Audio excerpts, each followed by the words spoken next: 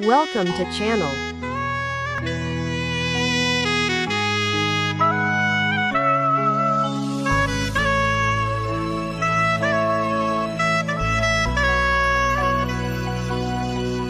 សៀវភៅ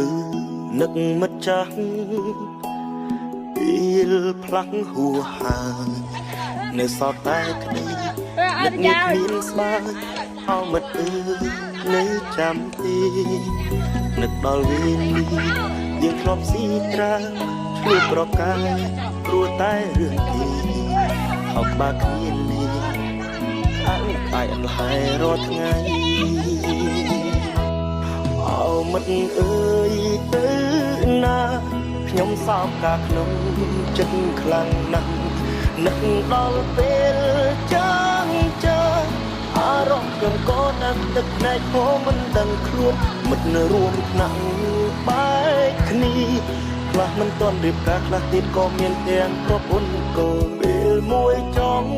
ជួបជូនប្រាប់រឿងក្នុងខ្លួនថាខ្ញុំនឹកមិត្តគ្រប់គ្នា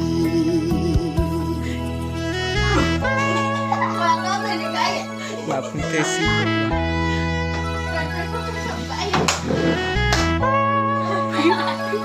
បាទនេះមួយ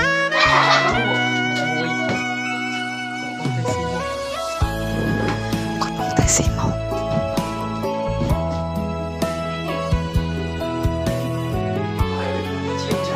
គង់ហើយមួយឃើញសៀវភៅនឹកមិត្តចាស់ផ្លាស់ហួហើយនៅសតតែក្តីនឹកនេះគ្មានស្បើយអោមិត្តអើយនៅចាំទេនឹកដល់វេលាយើងធ្លាប់ស៊ីត្រាឆ្លួប្រកាយព្រោះតែរឿងគេអបបាគ្មានទេបាយអន្លែរាល់ថ្ងៃអោមិត្តអើយទៅណាខ្ញុំសោកកាក្នុង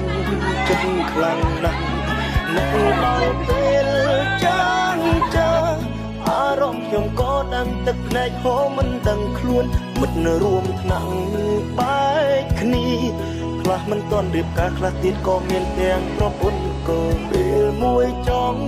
ជួបជូនប្រាប់រឿងក្នុងខ្លួនថាខ្ញុំនឹកមិត្តគ្រប់គ្នា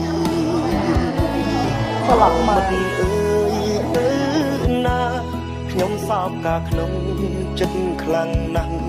នឹកដល់ពេលចាំចាអារម្មណ៍ខ្ញុំក៏ដឹងទឹកភ្នែកហូរមិនដឹងខ្លួនមិត្តនៅរួមថ្នាក់បែកគ្នាខ្លះមិនទាន់រៀបការខ្លះទៀតក៏មានទាំងប្រពន្ធកូនពេលមួយចង់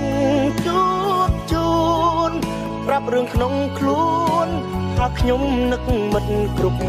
គ្នា នេះគឺជាសម័យកាលរបស់ខ្ញុំចុះអ្នកទាំងអស់គ្នាវិញ